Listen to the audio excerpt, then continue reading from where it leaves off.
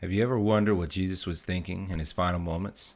What if I told you that one of his most anguished cries from the cross was actually predicted centuries earlier in the Old Testament? Today we're diving into one of the most powerful psalms in the Bible, Psalm 22. It's a psalm of suffering, but also a prophecy about the Messiah, and it's far more connected to Jesus than you might have ever imagined. Stick around to the end, because we'll uncover a shocking truth about Psalm 22 that could completely change the way you look at the cross. Psalm 22 opens with these haunting words, my God, why have you forsaken me?" Sound familiar? It should. These words are some of the last that Jesus spoke while hanging on the cross. But did you know that they were written more than 1,000 years before Jesus ever even walked the earth? This cry of abandonment was more than just a moment of despair for Jesus.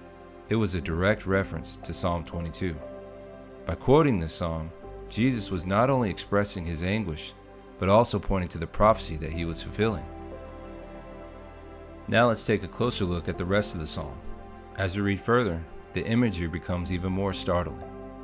All who seek me mock me. They hurl insults, shaking their heads. I am poured out like water, and all my bones are out of joint. They pierce my hands and my feet. Does that sound like a description of the crucifixion? It should. The specific details, mocking, hands and feet being pierced, are eerily accurate to what we see in the New Testament accounts of Jesus' death. But here's the thing.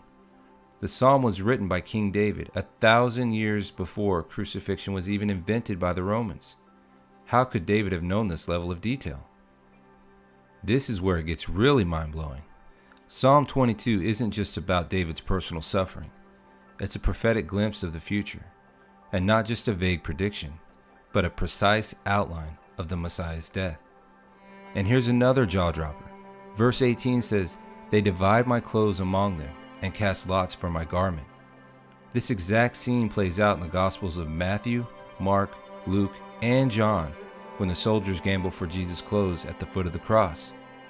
How could this 3,000-year-old psalm describe these exact details if it wasn't pointing to Jesus? Psalm 22 is a raw expression of deep despair, but it doesn't end in hopelessness. In fact, it moves towards victory. Just a few verses later, the tone shifts dramatically. It says, "For he has not despised or scorned the suffering of the afflicted one. He has not hidden his face from him, but has listened to his cry for help." This is the turning point.